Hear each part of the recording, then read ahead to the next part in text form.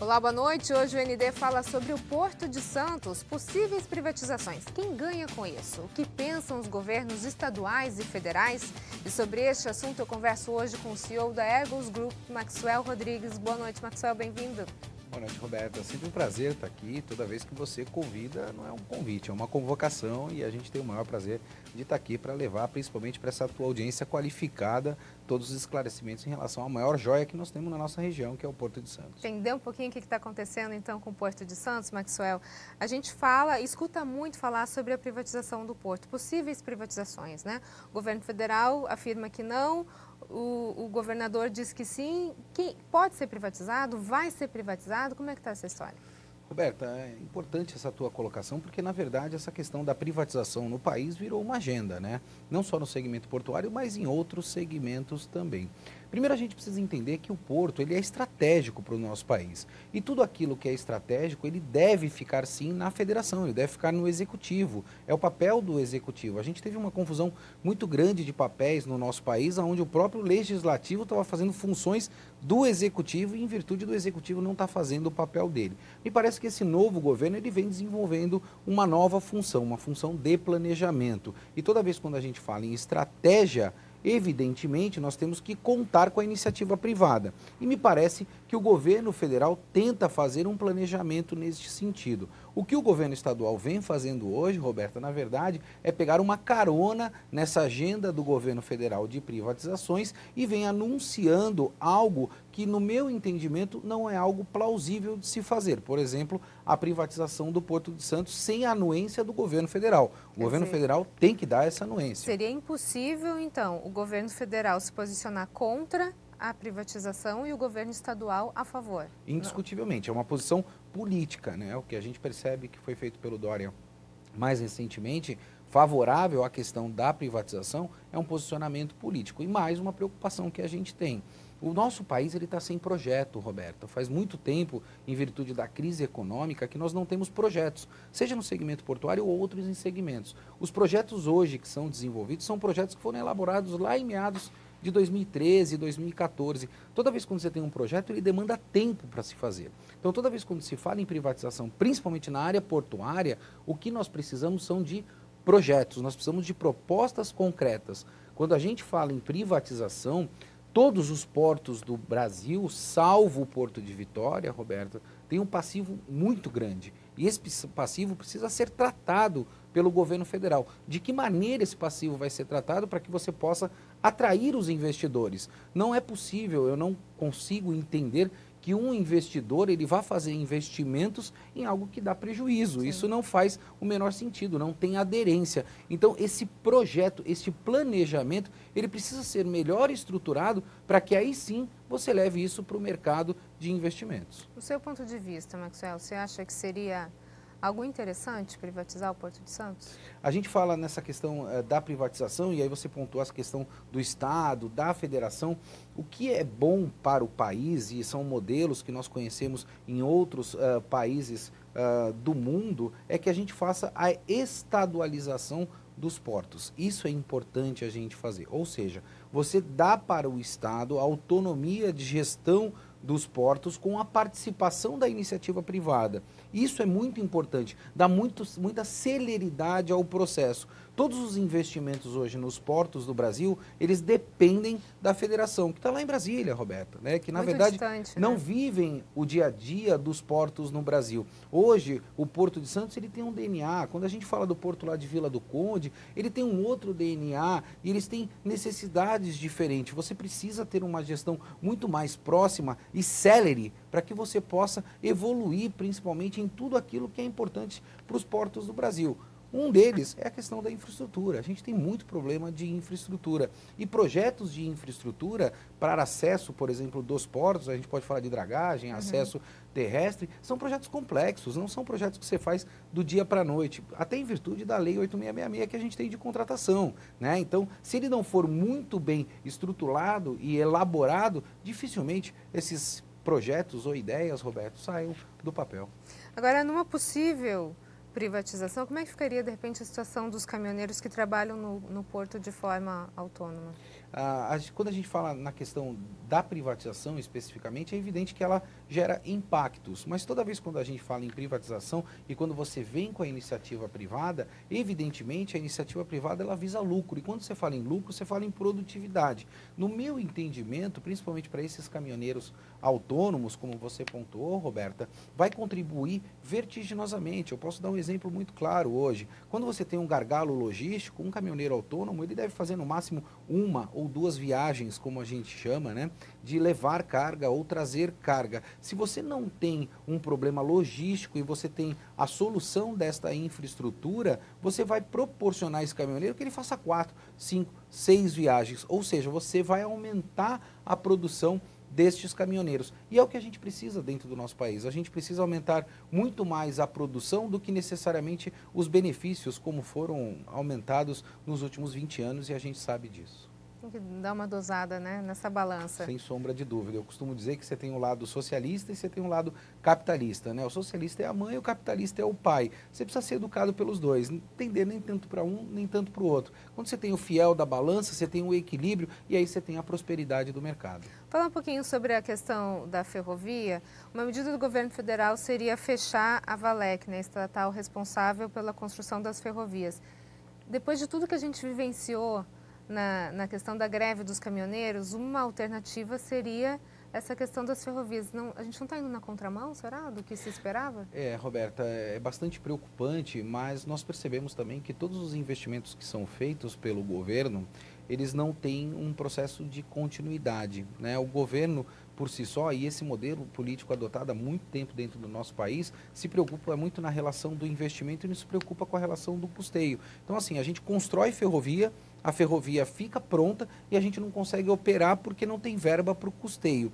Então a gente precisa movimentar mais e fomentar esse modal que é tão importante para o nosso país. Talvez fazer a privatização deste modal com empresas internacionais que possuam profunda expertise seja uma solução e seja um caminho adequado. Eu não quero crer que sem o modal ferroviário o Brasil vai conseguir ter o desenvolvimento que nós precisamos, principalmente para os próximos 20 anos. Roberto, é importante a gente salientar que nós já perdemos uma década de investimento no segmento portuário do nosso país. E muito dificilmente os portos do Brasil vão conseguir sustentar mais uma década sem os investimentos em infraestrutura. E o modal ferroviário é um deles. Agora, isso também, de certa forma, acaba onerando o produto, né?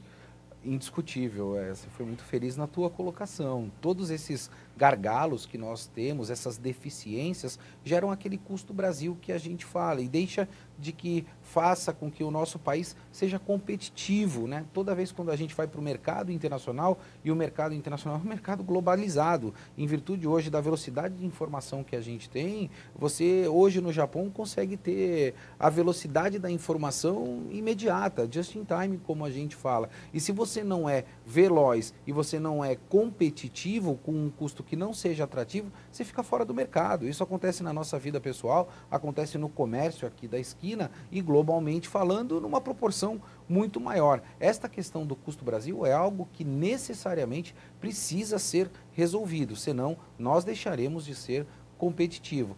Roberto, a gente já vem perdendo muito do mercado internacional. Eu já venho pontuando isso há bastante tempo. E o Porto de Santos, ele vem sofrendo. Evidentemente que hoje o Porto de Santos tem uma posição estratégica, é indiscutível. Sim. Mas outros portos, eles vêm se desenvolvendo e evidentemente ocupando outros espaços. Posso pontuar de forma clara, o Porto de Itapuá vem fazendo grandes investimentos. O Porto de Vila do Conde também é um porto que não cresce na vertente dos commodities em virtude da falta de infraestrutura na malha rodoviária e ferroviária. A partir do momento que o governo federal ele faça essa infraestrutura ou a iniciativa privada faça, o Porto de Santos vai sofrer e vai sofrer bastante com falta de carga, Roberto. No próximo bloco a gente continua a falar sobre o Porto de Santos. Nós voltamos em instantes. O ND está de volta. O nosso assunto de hoje é o Porto de Santos e eu converso com o CEO da Ergos Group, Maxwell Rodrigues. Maxwell, a gente falou sobre a questão da possível privatização do Porto de Santos. E hoje, você que é desse meio, você considera o Porto de Santos um porto competitivo? Competitivo, sim. O Porto de Santos vai continuar sendo um porto competitivo. O que vem ocorrendo, Roberta, é que a gente abre muito espaço para outros portos do país.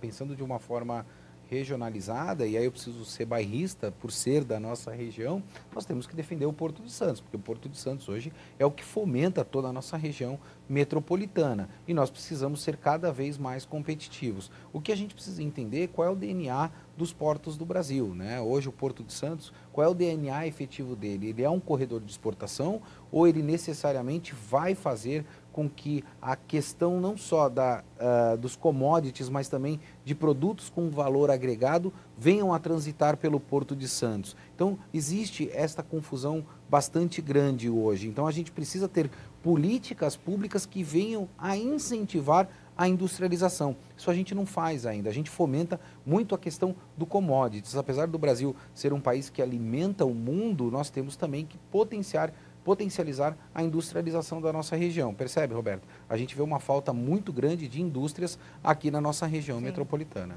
Agora, outro ponto em relação a essa competitividade é a questão da tributação, né? A gente sabe que a alíquota do ICMS no estado de São Paulo, ela é muito maior do que em outros estados, por exemplo, em Santa Catarina. Isso faz com que o Porto de Santos perca muita carga para esses outros portos? Hoje o problema ele não é pior, se assim a gente pode pontuar, em virtude do posicionamento do Porto de Santos, né? Se o Porto de Santos não tivesse o privilégio de estar próximo à cidade de São Paulo, por ser a grande metrópole que nós conhecemos, evidentemente o Porto de Santos estaria sofrendo muito mais. A questão tributária, nós elegemos agora, mais recentemente, uma série de novos políticos que vieram com um debate, um discurso fomentando a revisão tributária dentro do nosso país. E a questão dos tributos também na importação e exportação é extremamente importante, Roberta. Se nós não passarmos por uma revisão tributária, o custo Brasil que nós falamos no primeiro bloco, cada vez mais ele vai se agravar e nós não vamos conseguir fomentar o emprego. A gente costuma ter no Brasil legislação de 3 décadas atrás para uma população talvez 4 ou 5 vezes maior. O que nós precisamos hoje é fomentar o emprego, é fomentar a economia. Lucrar, sim, eu acho que o governo deve arrecadar impostos, mas em virtude da quantidade. E aí, sim, ele ter recursos para fazer os investimentos. Hoje, o que acontece, mais ou menos, se a gente puder trazer isso para um universo um pouco mais simplista, é toda vez quando a gente tem um bom mercado, uma boa economia em uma determinada região, o governo vai lá e tenta abocanhar cada vez mais uma parcela maior tributária. E aí é como a gente diz, me parece que acaba deixando de dar comida, Roberta, para a galinha dos ovos de ouro, né? Então a gente quer tirar o ovo da galinha, mas a gente deixa de dar a comida para a galinha. E ela morre de fome.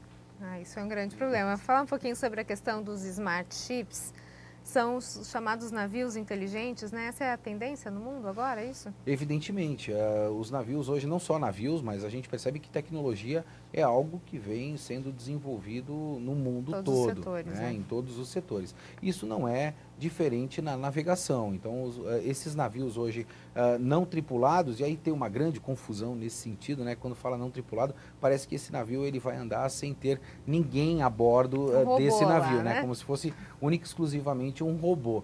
E a gente precisa também levar o conhecimento das pessoas em casa, Roberta, que toda vez quando a gente fala em automação, por mais que você tenha a robótica, né, a autonomia de operação, você precisa ter alguém por trás que dê manutenção nesses equipamentos, para que dê suporte, para que esses equipamentos continuem a funcionar. Então, esses navios hoje, que a gente chama de smart ships, por posicionamentos via GPS, onde ele já vai ter todo o planner de carga a bordo, enviando automaticamente para todos os portos do mundo, evidentemente vai precisar ter pessoas internamente para cuidar da parte mecânica, para cuidar da parte de automação, entre outros fatores. 100% da máquina, né? Não tem como, muito dificilmente a gente vai fazer. Eu consigo levar isso, por exemplo, para a nossa realidade dos dias atuais. É como se fosse viajar de avião. A gente percebe que você tem o piloto lá, mas na verdade é o avião que faz tudo. Mas você precisa do piloto para que você ajuste alguns pontos, seja ele na decolagem, seja ele no pouso, seja que ele faça o plano de bordo, ou o que quer que seja. Então, na verdade, as pessoas se preocupam muito nessa questão de automação em virtude de tirar emprego, se assim a gente pode dizer. Mas eu quero crer que não é tirar emprego. Eu acho que você precisa qualificar esta mão de obra para que ela seja melhor remunerada e ela tenha função muito mais qualificada. Ou seja, não existe, então, desse ponto de vista, nenhum risco de acidente, porque a gente vai ter tripulação dentro. Na verdade, acidente e risco, ele sempre existe, e existe em qualquer atividade. Ele pode ter algum tipo de falha sistêmica, Roberto? Pode ser que haja essa falha sistêmica, mas toda vez quando você automatiza um processo, o risco ele é muito menor do que seja um processo manual, ou seja, uma falha humana. Então eu quero crer que o risco ele vai existir, mas ele vai ser muito menor do que dentro das operações que a gente conhece nos dias atuais. Porto de Santos já está recebendo esse tipo de Não, hoje ainda não. Isso é uma novidade, isso vem ocorrendo principalmente nas grandes empresas de navegação, vem sendo desenvolvido e eu quero crer que num futuro próximo o Porto de Santos possa receber embarcações sim como estas. Você acredita em portas digitais? Essa é a tendência agora para os próximos anos? Indiscutivelmente, a gente fala na quarta revolução, Portos 4.0. A gente teve a primeira revolução industrial, a gente teve a segunda revolução industrial, a terceira revolução industrial e agora nós estamos passando por essa quarta revolução industrial. O mais engraçado nisso tudo, Roberta, ou se assim eu posso pontuar, é a questão temporal, né? Da primeira revolução industrial para a segunda, a gente demandou algo em torno aí de 3 décadas para que isso viesse a acontecer. Ali de 40 a aproximadamente anos 70, né? A segunda grande revolução veio a partir dos anos 70 para os anos 80, aí você veio para a terceira e quarta revolução. A expectativa para a quinta revolução, seja ela portuária ou industrial mundial, está sendo prevista algo em torno de 5 anos a partir de agora. Então, percebe, a velocidade dessas revoluções são muito grande. E a gente precisa acompanhar isso. A gente tem um gap muito grande educacional. A gente não vem preparando as nossas gerações, seja para o segmento portuário ou para outros segmentos, para atender e suportar essas grandes revoluções tecnológicas que vai ocorrer mundialmente. Essa é a grande atenção que a gente precisa dar para os próximos anos, né? Indiscutivelmente. No próximo bloco a gente continua a falar sobre o Porto de Santos. Nós voltamos em instantes. Até já. O ND está de volta. O nosso assunto de hoje é o Porto de Santos e eu converso com o CEO da Ergos Group, Maxwell Rodrigues. Maxwell, a gente estava falando no bloco anterior sobre portos digitais. Como é que funcionaria isso? A gente pode dividir em 2 módulos, se assim eu posso dizer, né, Roberto? Uma questão sistêmica e uma questão de robótica. Na questão sistêmica, cada vez mais, a integração desses sistemas, ela vem ocorrendo para que dê uma velocidade maior na movimentação de carga. Isso é uma questão.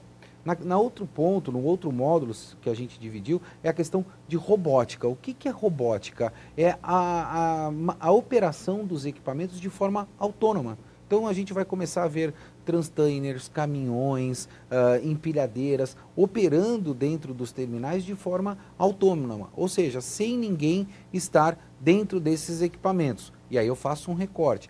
Não é o fato de não haver ninguém dentro do equipamento que não vai haver ninguém supervisionando essa operação. Você transfere essa operação manual que hoje é feita para uma central de controle operacional para que ela seja de forma remota. Ou seja, hoje você precisa de um operador para uma empilhadeira. Num futuro não muito próximo, você vai precisar de um operador para 10 empilhadeiras.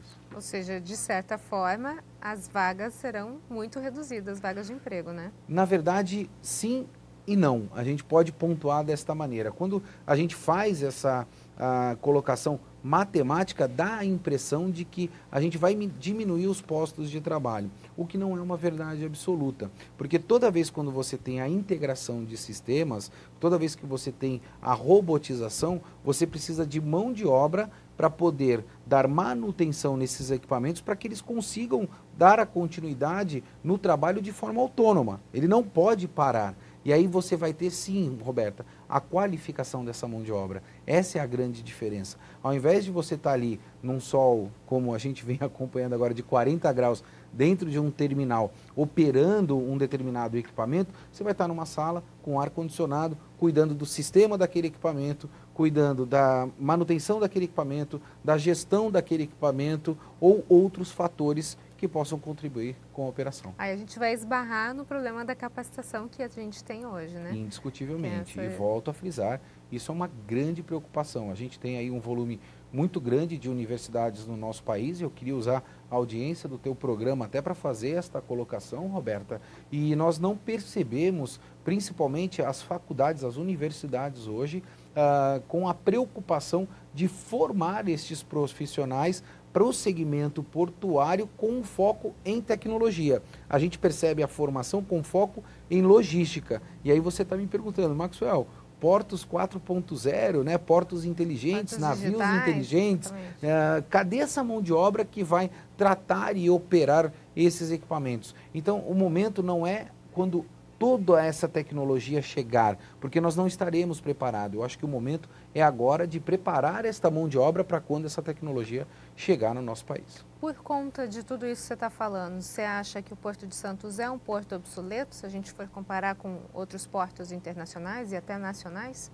Roberta, a gente fez uma opção, né, o país fez a opção de concessão, principalmente de área pública para operação de terminais privados. Eu posso te afirmar com profundo conhecimento de que todos os terminais privados hoje no nosso país fizeram os investimentos necessários para que nós nos tornássemos aí terminais de ponta. O que falta, e aí esta questão obsoleta, é a perna do governo federal. Tudo aquilo que é no tocante à infraestrutura para o segmento portuário não foi feito pelo governo federal. E aí sim, nós ficamos obsoletos. E isso compromete o Custo Brasil que nós falamos no primeiro bloco, compromete as questões de tecnologias que nós falamos no segundo bloco e compromete principalmente a possibilidade de melhoria e capacitação de mão de obra que a gente vem falando nesse bloco. E para finalizar, o que a gente pode ter de expectativa do Porto de Santos 2019?